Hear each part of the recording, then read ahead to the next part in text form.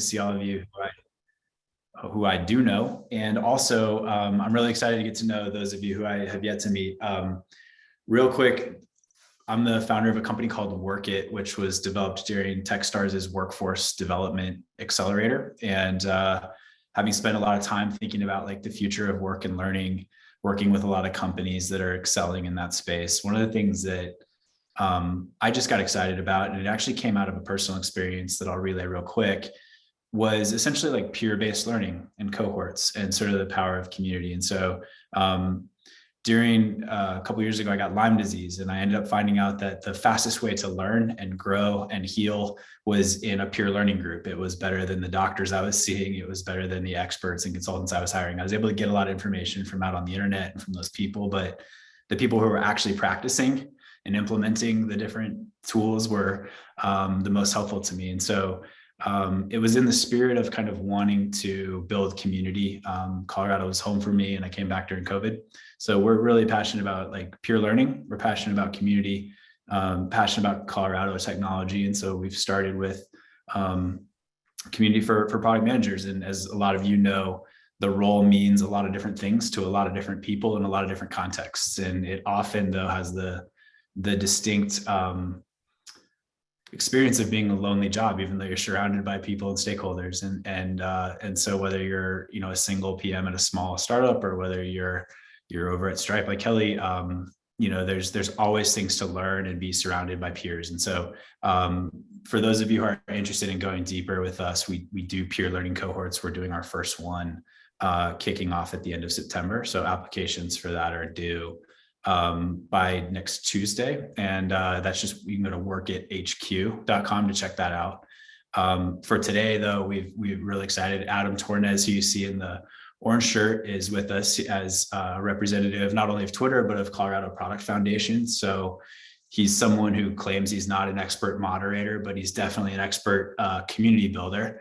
And I'm really grateful that Adam has volunteered to facilitate the conversation between two people I'm also really excited to introduce to you. So Kelly Schaefer from Stripe and Fonz from Netflix. And we're just gonna basically do an AMA. We came up with questions we wanted to ask them, and Adam will get that conversation rolling. But please use chat to chime in and introduce yourself, say hi, ask questions you're curious about, and we'll kind of take the conversation wherever everyone who's on the call wants to take it. And with that, I want to pass it over to Adam and put myself on mute so we can have a productive chat. Thanks, Jason. Hi, everybody. I'm Adam Tornes. I'm a product manager at Twitter. I'm also the founder and president of Colorado Product Foundation, also known as Colorado Product. Workit is our latest sponsor, and so we're excited to be putting on this event together with them for the next hour or so. For those that are not familiar with Colorado Product is a 501c3 organization founded to drive the development of the practice of product management in the Colorado tech community and help foster the success of companies and startups in the region as the practice has emerged and the Colorado community has blown up over the last decade. So we have regular events in partnership with sponsors like Workit, focused on education, networking, and building community.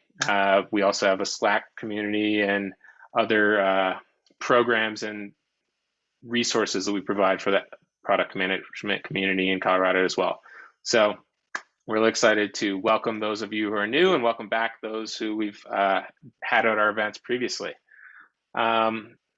With that, we'll dive into questions. If you want more about Colorado Product, check out coloradoproduct.com, and you can find our Slack community and meetup group through there.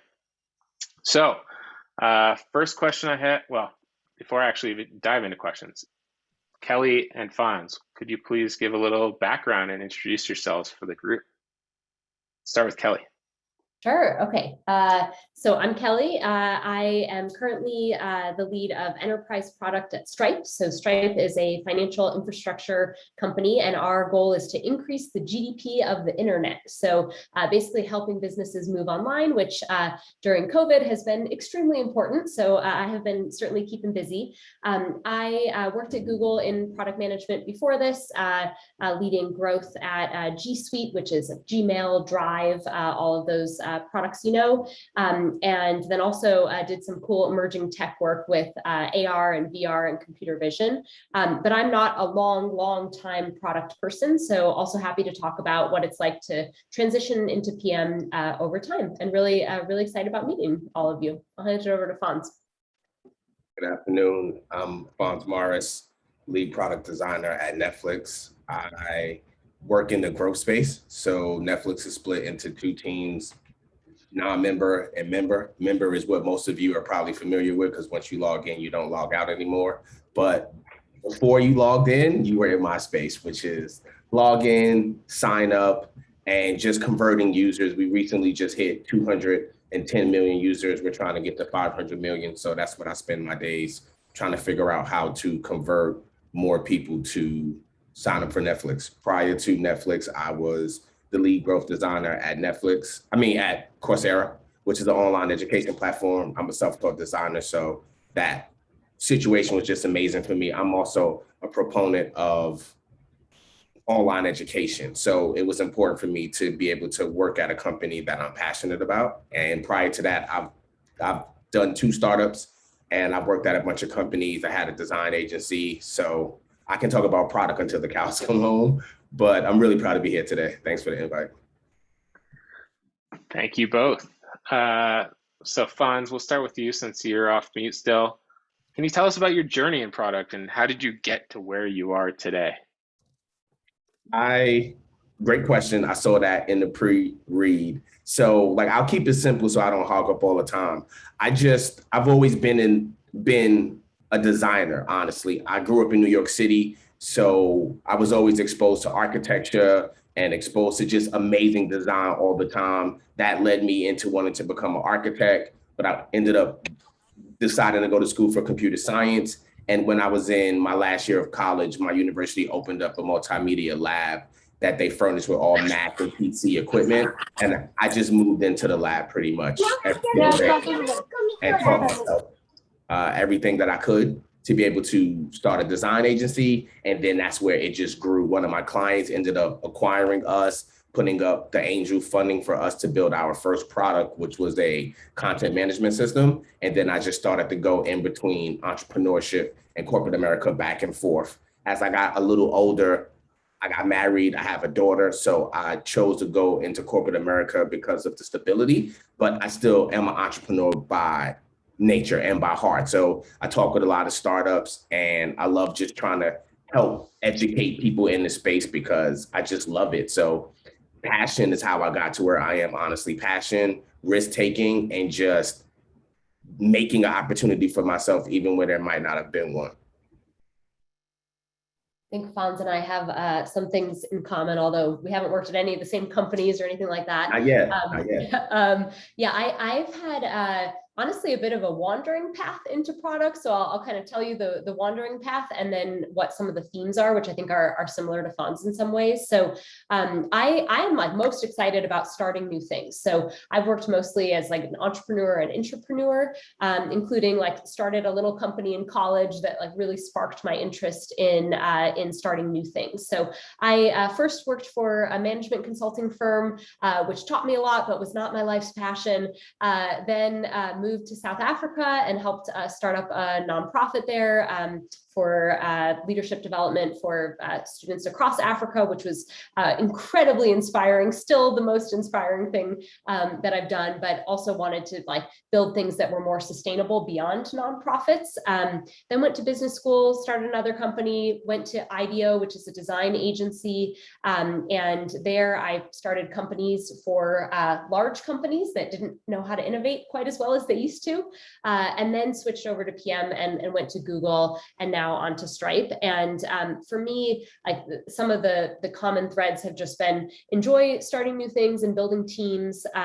I have tried more recently to pay a little bit more attention to places where I have sponsorship. So, folks who believe in me and are going to help support me and help me grow is really important to me. So I've got a lot of people, frankly, to thank for helping me like get into some of these roles, and frankly, for taking a risk on me when I didn't have the traditional PM background of like being an engineer and then going into a training program or something like that.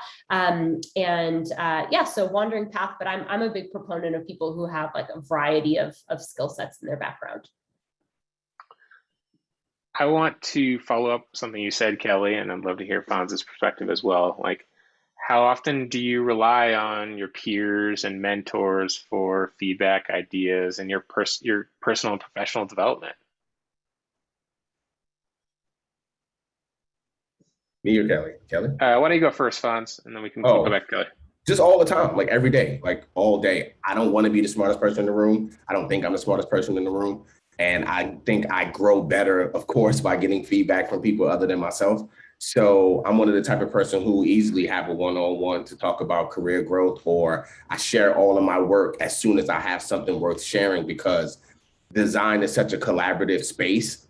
Waterfall does work for some people, meaning you just go into a silo, you finish and you share when you're done. But I think I've had a more successful career as sharing and collaborating often and early with my team. So I'm one of those type of people who I do a lot of mentoring, but then I also have mentors as well. And I think as much as I can find time to communicate, I do. But, work takes time. So I always try to squeeze in time, though, for that. I think that's really important.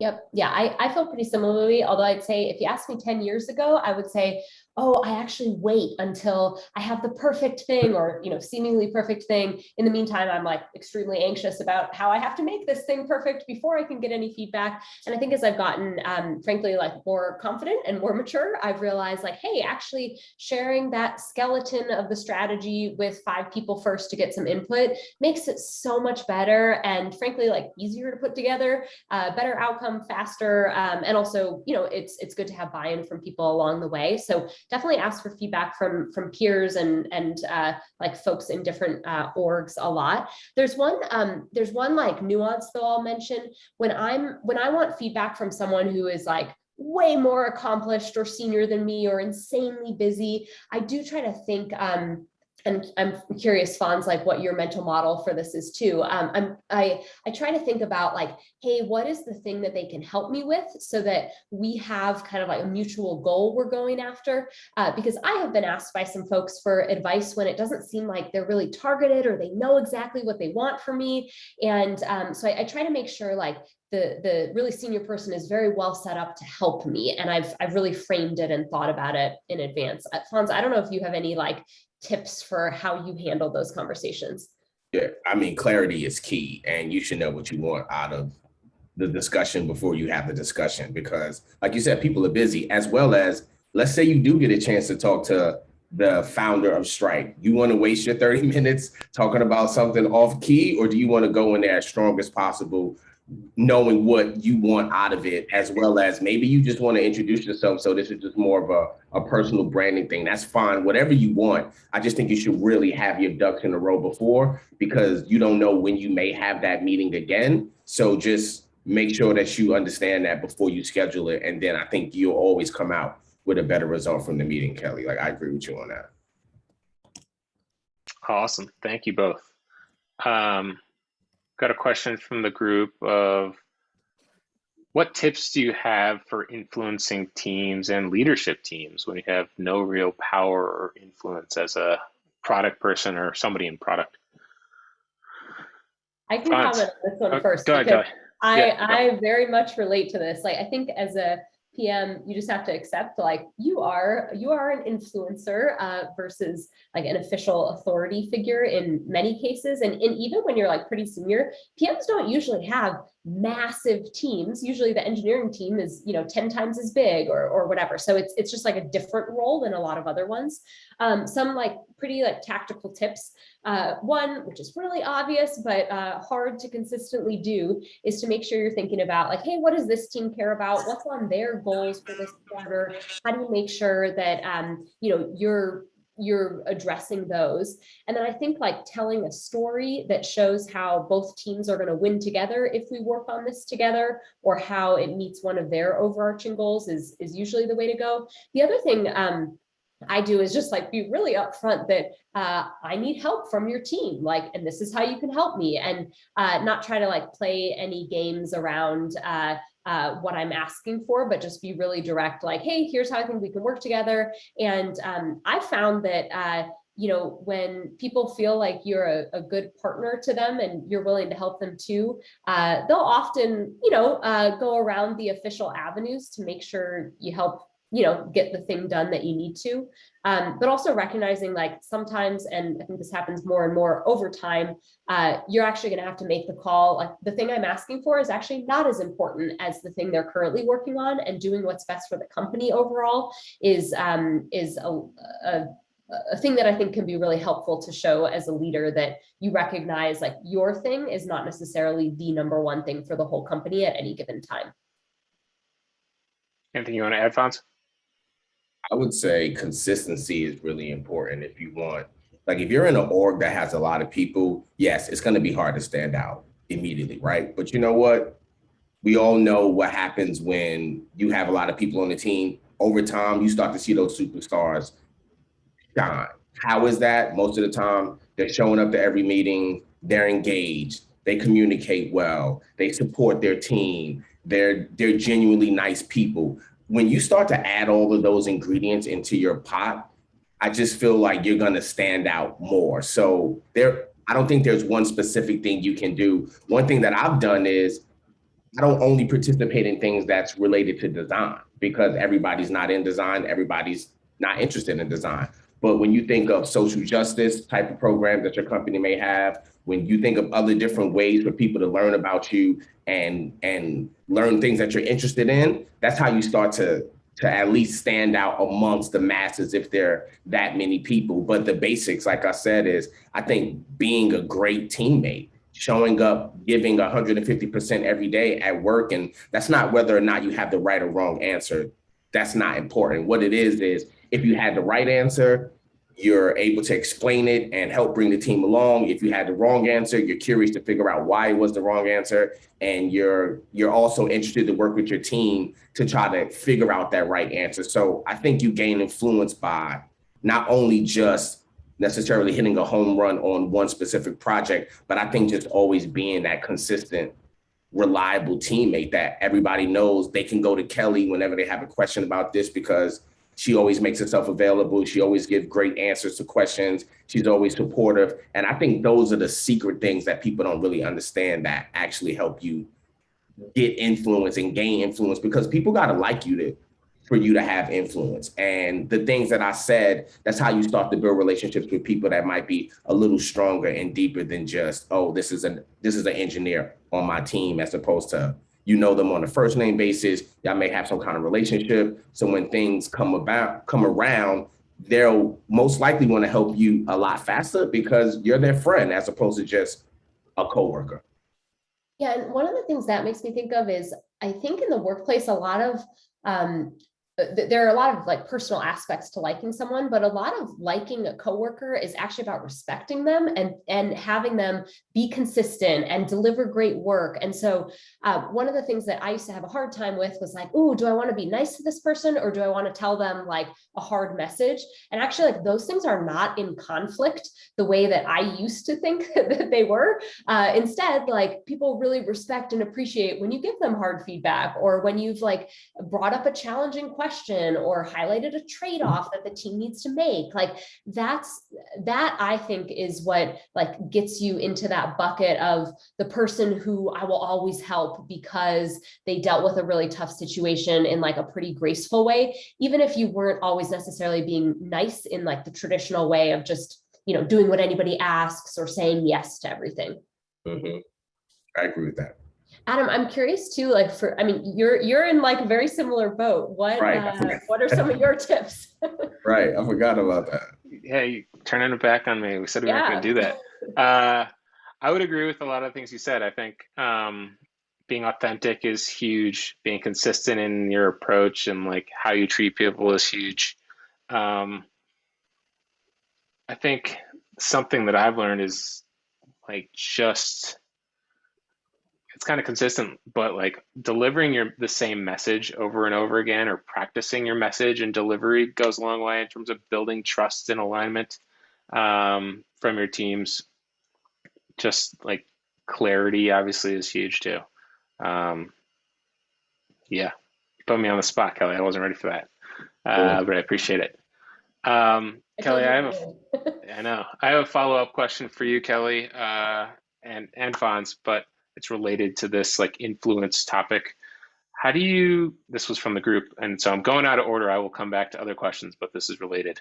How do you best get internal stakeholder and customer buy-in for a long-term product vision, and manage like desire to latch onto specific features or capabilities and kind of tell a holistic story? Okay, so that's a big question. So whoever asked that, feel free to like add more specifics in the chat so that I answer it well. So if I'm just gonna like repeat back to you. So if it's about like getting internal stakeholders and also customers aligned on the long-term strategy, but also not focusing on the short-term one, is that maybe is that we right? start with internal stakeholders. Like, how do you get internal stakeholder buy-in for a vision and keep them oriented towards the big picture?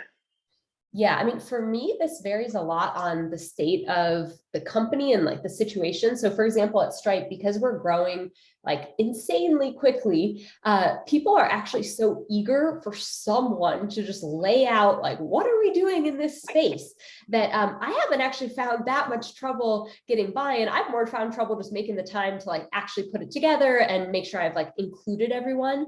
So in that case, it's more like, hey, first of all, carve out the time to say, hey, I'm either leading this area or I want to be a lead of this area. I'm going to have my strategy morning blocked off, and I really am going to say no to those meetings so that you're the one who has like put something forth. And then I think about like, okay, let's actually make a list of all the people who should be contributing to this, like contributing in terms of like the tactical, like they're leaving comments in my Google Doc, or they wrote this section, and then also contributing in terms of like, I ran this by them, or I presented it to them, and trying to make sure like you've brought the right groups together, because a lot of it is just, you know, improving the doc or whatever the strategy or plan roadmap is, and then also making sure like you have a consistent set of people who are all saying the same things.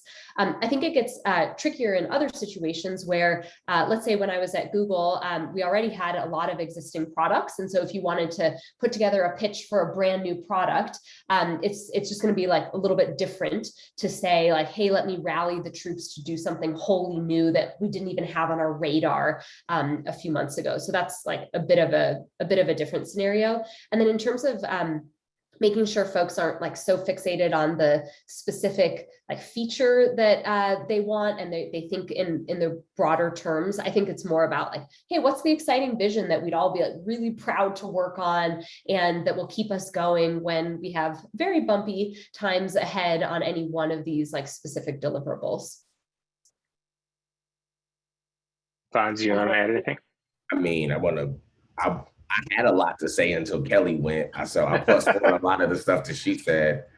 And yeah, like I feel like everything that Kelly said is like spot on, because you just need to make sure that you show vision. Like people don't always want to be followers, but people don't always want to be leaders, right? Sometimes people are like, can somebody just make this decision on what needs to be done?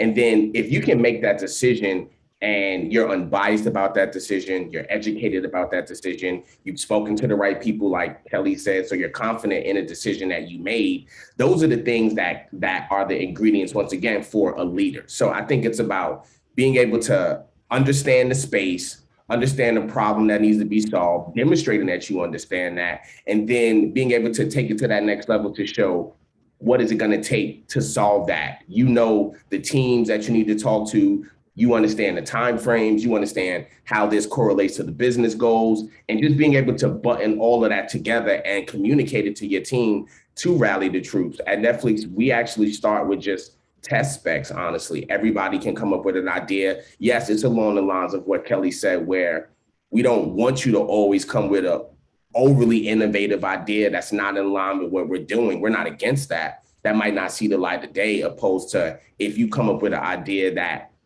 tags on to a bigger initiative that we're trying to solve right now, and you can explain that and really rally the troops, then I've seen projects go from someone raising their hand in the meeting to actually being productized and rolled out to the public. But they wasn't scared to speak up about it. So you got to have a little bit of confidence in it too.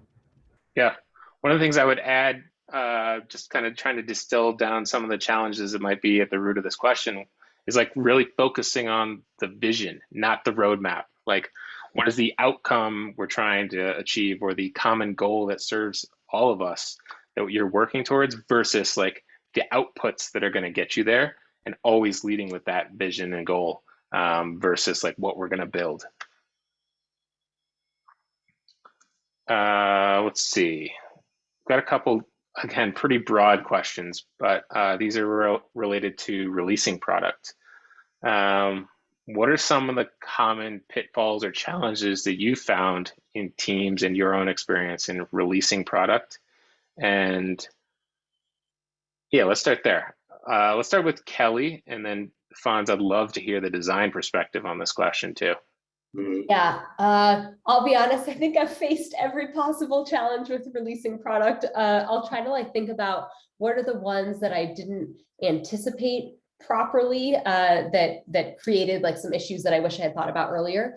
One of them, and this is like dependent on your type of product, is around support and really involving the customer support team early. So for example, if you're rolling out something new that is going to affect X million users, you want to make sure you have a good plan for, okay, as they get this information, where do they get their FAQs about what to do next? Who can they reach out to? And how do we do that in a really scalable way? Because once you're at really large scale, like at Google or Stripe, you can't have interactions with 10% of your users on a daily basis or something like that, or else you're going to have a pretty poor customer response time. So that's one that I wish I had thought a little bit more about in advance. I'd say another one that I try to do a lot is run our user flows by, and maybe Fonz has thoughts on this, by some people who are like really not familiar with the area, because it's pretty shocking how many times I miss things that are like jargon that I somehow got into, some words on a screen that I didn't realize that might not be understandable for someone who's not familiar, like deeply familiar with that area, or the button is like actually in a totally counterintuitive spot. And I've worked with like really great designers, so a lot of these issues don't come up on a regular basis, but when they do, they just degrade the product experience. And so I've gotten really good feedback from people who are actually like quite far away from the product itself. Yeah, Fonz, do you want to answer or add on? Scope creep is massive, honestly, when you think of, okay, so we say we're going to start with this. Nobody's really worked on this before, so everybody's given their best assumption, their best ideas of what they think we should do, and we come up with this kind of time frame. But as everybody who are specialists in these areas, they start working on things, they see things kind of change a little bit, things get a little more complicated, and now you realize, well, instead of you want to do one thing, now you want to do three things. And then the more people involved, now you go from 3 things to 7 to 14. And before you know it, the scope of the project has grown so much that it can easily get derailed from what the original purpose of the project was at the beginning.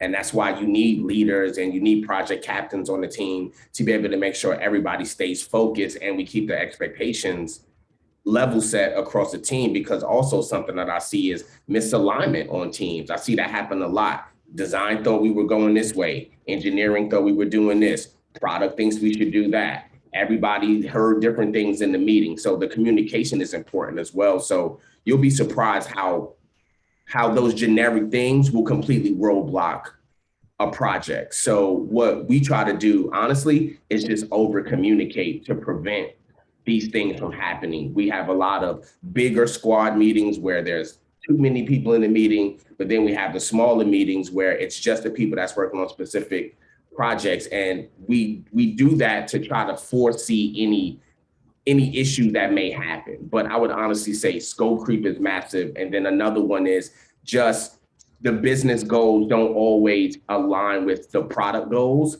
And I think as a as a growth designer and as a product designer, that's my job to try to find that balance between the two, where if I get some direct feedback from the CEO or from the chief product officer, of course I want to implement that. But at the same time, they're not thinking about each individual user and what that experience could be. And that's my job. So if there's a conflict between the two, now I have to try to figure out what's the best direction for the user at the end of the day, but also that Netflix still wins. So when you're getting input from a lot of different sources, it's up to you to kind of try to decipher it all and figure out what information you're going to use, what information you're not going to use, that still at the end of the day makes the company happy and profitable, but also continuously offers a great experience to your users. So I would say that alignment between cross-functional teams, if that's not there, that's a massive way to end up just hitting bump after bump after bump. Yeah, two comments on that. One is, even if you're at like a teeny tiny startup, I definitely recommend just making a table of like all the people who need to give input and should be signing off here. And it's like shocking how you always forget, like, dang, I forgot about PR or whatever, if you don't have that table. And then the other thing that Fonz, you made me think about was like, hey, what if you get feedback from leadership that actually is not aligned with what you think the user needs? And I got really good advice from a VP at Google a few years ago, who basically tells all of his teams, hey, I recognize the senior Google VP, am not the expert on any one of these topics that we're talking about in a 30-minute review. You are the expert. You tell me what to do. When I have an idea, like, yeah, consider it, but please push back on me if I'm kind of coming out of left field and aren't as informed. And I think being able to do that is so helpful, because then you don't get accidentally randomized by like very intelligent, but also less informed senior folks who don't know like every nitty-gritty day-to-day thing. Absolutely. On this one, I'd channel Marty Kagan actually and give a shout out to his more recent book, Empowered. But I think of like some of the biggest pitfalls is falling into the categories of the product isn't valuable, the product isn't usable, the product doesn't work, or the company and isn't aligned and supportive or able to support the product. And like, it's your responsibility as a PM to like de-risk each of those individual areas. So if you're interested to explore, that's part of product discovery, or that's the heart of product discovery. So if you're interested to learn more about that, I'd highly encourage checking out that book. It's really interesting in that area. Distills it down pretty well. New question. Let's see. What are the best practices you would recommend when transitioning from development of a new product to a now released product that's been in market? Specifically, like, how do you think about customer support and ongoing product improvements?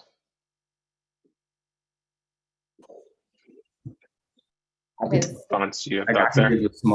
Yeah, I can try at that. So what's important for us is not rolling something out until it's really ready to go. We prefer to do a lot of testing at Netflix where it may take something 2 years to roll out.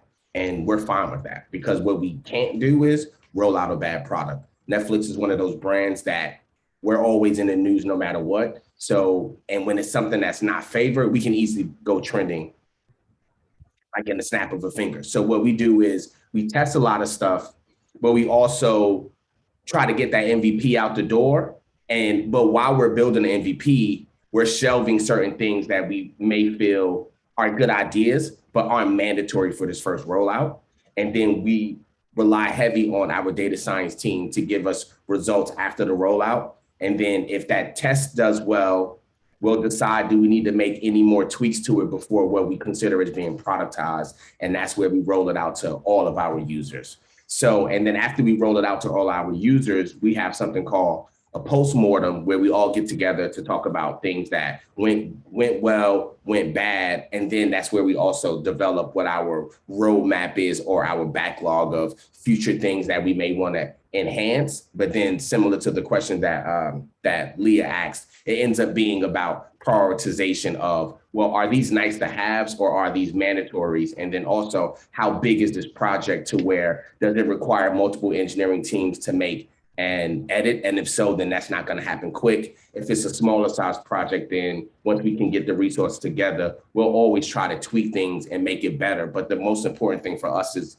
to get that test data back so we can decide if we're even going to roll this feature out or not. Yep, that all makes sense to me. Only thing I'd add is I try to think about, like, for once you go past MVP and you're into that ongoing product improvement stage, as the person phrased it, you know, what is it exactly that you're trying to change or make move? Like, are you trying to just get a bunch more people into the product? Are you trying to attract a new group? Are you trying to increase usage?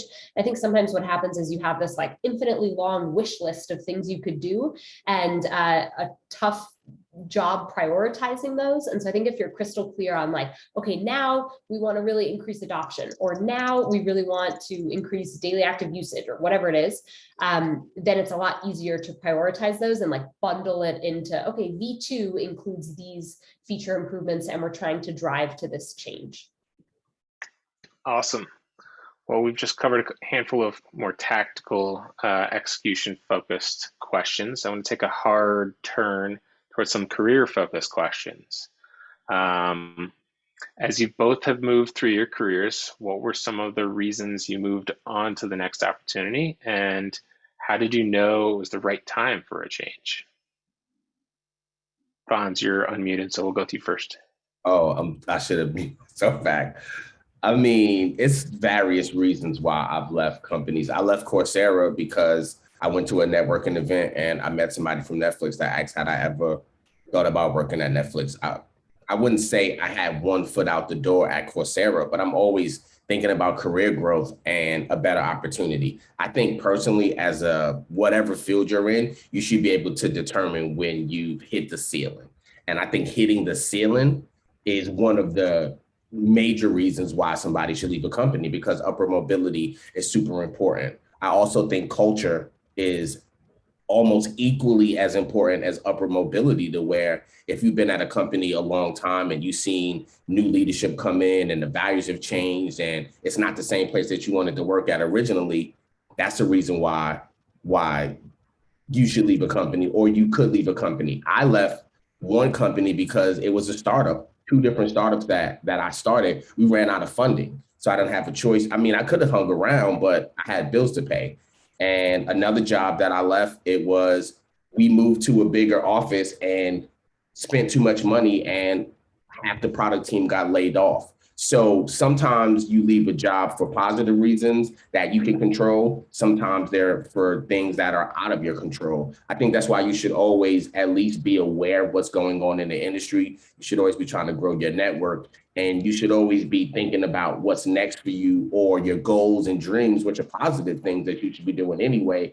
Because when something like that happens, if you do wind up having to leave a job, you're not kind of caught off guard about it, having to start from scratch. You may have already had some conversations going, or you met some people, or you at least know some things you're interested in that you would be comfortable with moving on to next.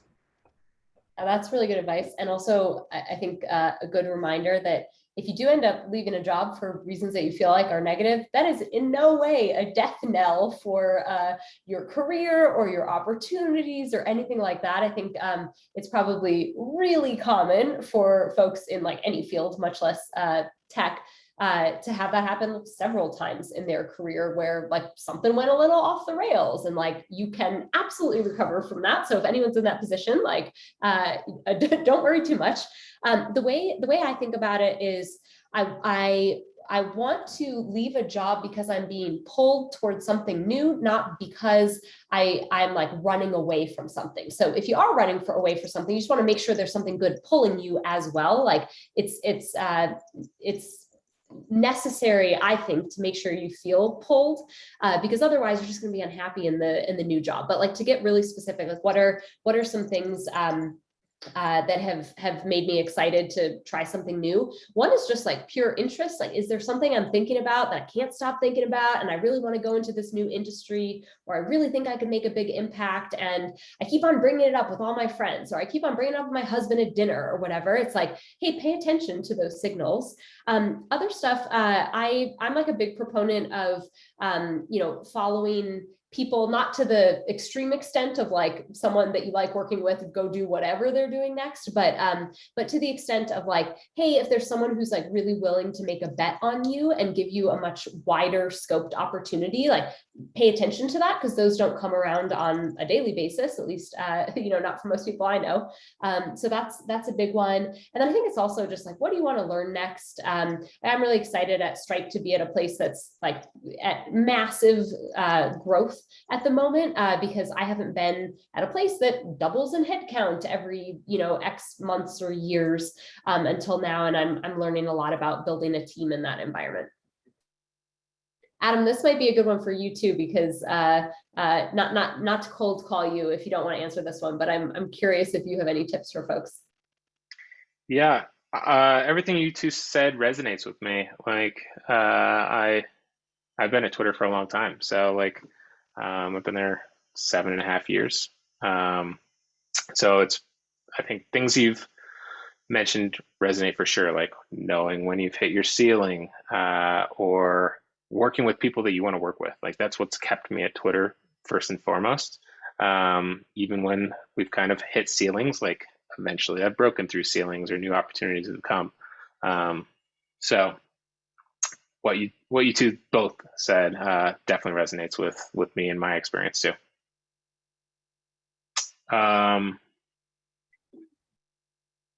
Let's see.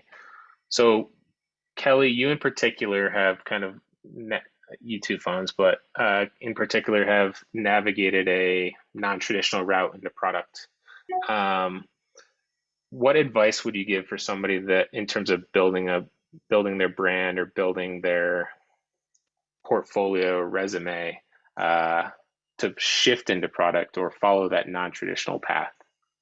Yeah, good question. I think a lot of product managers do not have a traditional path. I actually think the most traditional path is a non-traditional path. So just like first know that it's very common. I think it's a little bit different when you're first trying to break into product management and maybe any career versus when you're already in and you're just trying to like tweak the type of role you get or the breadth of opportunity you're getting. When you're first trying to break in, to me, honestly, a lot of it is about relationships. And I don't mean that you like have to just inherently have a bunch of awesome relationships. I'll give you an example. When I wanted to break into PM, I went to a conference and I looked up the speaker in advance and I looked up her picture and I went up to her before she started talking, before she got inundated by people asking questions afterwards, and like talked to her and got her advice and then like followed up with her afterwards. So that's the type of thing of like, you kind of have to hustle to build some of those relationships if you don't have them from your past experience. And in that case, it's more like, what can you leverage from your past that would be really helpful going in? So for me, I didn't have PM experience before going to Google, but I had done a virtual reality project at IDEO. And so I was really excited about virtual and augmented reality. And so my pitch going into Google was basically, hey, it's early on in the VR world. There aren't many people who are experts. I'm also not an expert. I've only worked on this for 3 months, but I know more than a lot of people do. So, hey, like, could we use my understanding of this area to like get my foot in the door? And that did not by any means like seal the deal, but that's what let me start working with that team on like an interim basis. And then once you're like already in PM and you're thinking about, okay, how do I make my next move? Or like, what is my general brand? Like, I don't do anything to brand myself per se, but try to like talk to interesting people, go to events like this. Like I was really excited to meet Fonz. We'd never met before and like, hey, that's cool. Why not? So I try to like devote some time to that kind of relationship building because it just kind of expands your mind and makes you hear about things. Like small example at the beginning of this call, Fonz was talking about this really cool program that he's helping start, which helps like folks from historically underrepresented groups get into tech. I'm looking to hire a lot of people. I would love to hire people from that group. Now I've got like an awesome in. And I think like those are the little things you wouldn't anticipate even, having that outcome from doing this, but now I have that and like, hey, how nice. So I'm like definitely the hustler mentality type. Good job.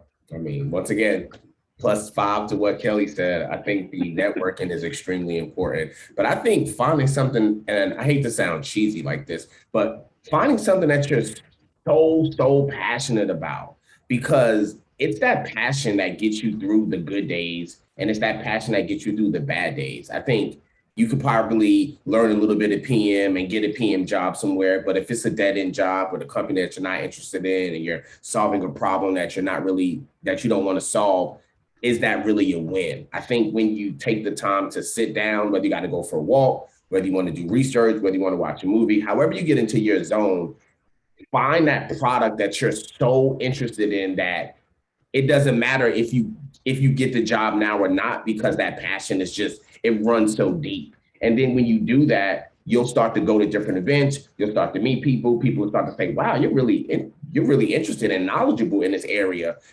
Other opportunities may come around. So learn the space for sure, but also make sure that passion is there. And then you have to network. Relationships it's something that you can't get around. They can make situations a whole lot easier. Like for now that I just met Kelly, as opposed to my organization now having to go to Stripe's homepage and fill out an info form, I can just go straight to Kelly and ask her. Now, is she going to automatically say yes or no? No, but at least I have the access to her. So I think that access is really important, and you get that access by networking. Absolutely. So there were a couple fintech questions for Kelly, and I didn't fully follow the questions. So somebody asked a question about, been in fintech after a number of years in non-fintech roles, struggling to balance the more traditional product work and user-facing features.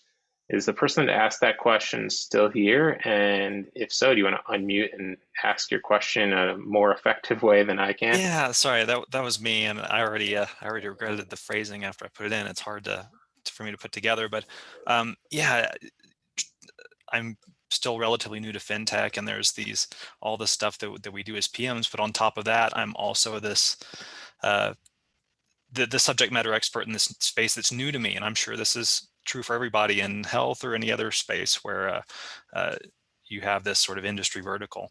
And I'm definitely struggling with trying to find this balance between being able to do that discovery and all the things that we're used to doing, while also being able to explain like exactly why was that non-transactional card scheme this much this month. And like that could make, especially as our user base grows, I might be able to peel something out that makes a 1 cent difference on one transaction, but when you have enough, that matters. But it's so hard to wrap your head around that, maybe, versus like, I know I can make 100 users' lives better by fixing this interaction, and finding that balance between these sort of like almost orthogonal discovery processes is how it feels sometimes. I'd love to hear about, how to find that balance.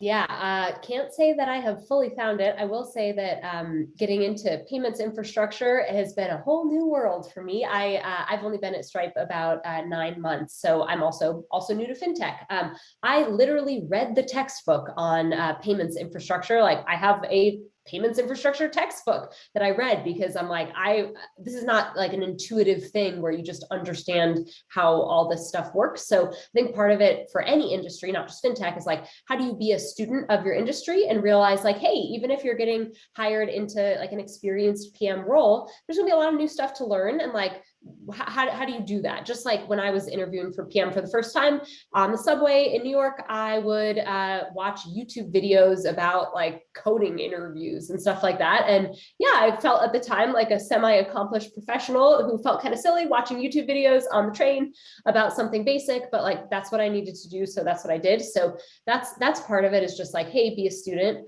I think the other thing is like, when you're in a very technical area, I have just had to think about like, hey, for our users, what really is the most important thing to them? And sometimes in fintech, the answer is like saving money or like reducing costs of this infrastructure part of their system. And that actually is like a critical part of the user experience that you do want to prioritize above like, hey, this interface is like a little bit clunky, but they actually might be happy if they're, you know, saving 0.1% on every transaction or whatever it is that you could prioritize. So that's just been an odd learning for me of like, hey, we have to slot some of these more traditional user experience things into the roadmap in ways I wouldn't normally. So I feel your question,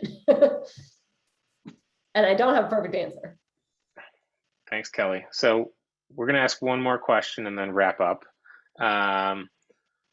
Question I'm going to ask is, I read the other day an article regarding product specialization, including examples like core product versus growth versus 0 to 1 versus platform and infrastructure. Those are specific PM examples, probably in many cases, but I'm sure there's specialization questions and topics in design as well. How do you both think about specialization and establishing a personal brand in the context of your career? I think the exact same things that you said relate to design. I would say growth is my specialization, but that's because that's what my career has been. Like I said, by me being an entrepreneur, that means I'm trying to figure how to grow from the beginning. So even before there was a term growth designer, I was trying to figure out how to get my business off the ground, or how to get people to like my designs, or how to get this website more views, or how to get more people to sign up. And that just ended up being growth that I didn't really know that that's what it was. So now I specialize in growth, but it wasn't that I just picked that. I think my career evolved to that. But I think the concept of specialization is key. I think a lot of people, sometimes I hear the term generalizations, and that's okay. But when, excuse my French, when ish hit the fan, you want somebody specialized in that to solve it. You don't want somebody to just be like, I think I know how to do that. So I think specialization is key to allow you to once again stay in a space that you're passionate and interested in. Kelly? I think for me, I think of, and I hear echoes of this in what Fonz is saying too, so I'm guessing you're going to agree. Specialization doesn't have to be like the very official specialization someone might think about or say of like, I am specialized in like payments infrastructure, whatever, like doesn't have to be like that. It can be like, hey, I'm great at starting new teams. I'm great at helping companies like break into a new user segment or something like that. So just know that if you don't have that like perfect label for it, you can still specialize and be an expert. It's basically just whatever you find as fun, and then like brand that thing as a thing that you're really good at. Yeah. I definitely don't have a growth certification, but I have the experience. I mean, I've been doing it for so long that if you want to have a discussion with me about it, you'll see that I know the space. So I agree with you, Kelly, though. I don't think you have to be like specialized down to the T, but being an expert in the area is just valuable. Thank you both. Jason, you want to kick off closing? Sure. And thank you, Adam, for being willing to moderate again. And Kelly and Fonz, thank you for being generous with your time and your ideas. We didn't get to some questions, and there were some good ones in the side rail. So what we'll do is, on Twitter, just Workit HQ. We'll tweet out sort of some made up hashtag that we'll figure out in the next 5 or 10 minutes. And then mention those of you who may have had questions, and you can just chime in with those questions. And then maybe for the ones that make sense, at least publicly, to address, whether it's Adam or Fonz or Kelly, we can maybe tackle a few more just kind of async over the next day or two. We'll also send an email to everybody, just kind of how to stay in touch with everyone that showed up here today, how to stay a part of like both the Colorado product community and work at events, and make sure, in our effort to build peer learning environments and community that all of us are connected. And so please reach out to me individually on LinkedIn if you'd like to be in touch, and love to know each of you more. And just one last thanks for everybody that put time into making this happen, and for all of you just carving out time in your day. Pretty impressive that this group showed up on a Tuesday with short notice. And so I'm really excited about opportunities to grow together, and we'll be in touch. Yeah, Thanks for thank the you invite. all so much. Definitely check out coloradoproduct.com for opportunities to get involved there, and check out Workit and their cohort that's launching in a couple weeks. I don't know if Jason explicitly said that, but it's an opportunity to Now, take advantage of the mentorship and coaching and career development things we've been talking about. And the last opportunity, hour. thank you for mentioning that, and the opportunity to dive deeper on some of these questions. The whole goal with peer learning is to be there for each other and support each other through different curiosities, explorations, specific scenarios and learnings. And so we've created a container, and everybody that's joining is finding that your learning and development budgets are more often than not covering the cost. So please jump in and join us if it's of interest. The application's on workithq.com. Thanks, Adam. And thank you, everybody. You guys have a good night. thank you, everybody. Thanks, everyone. Okay. Thanks, Bye, Kelly. y'all. Thanks, Adam. Bye. Thank you. Thank you.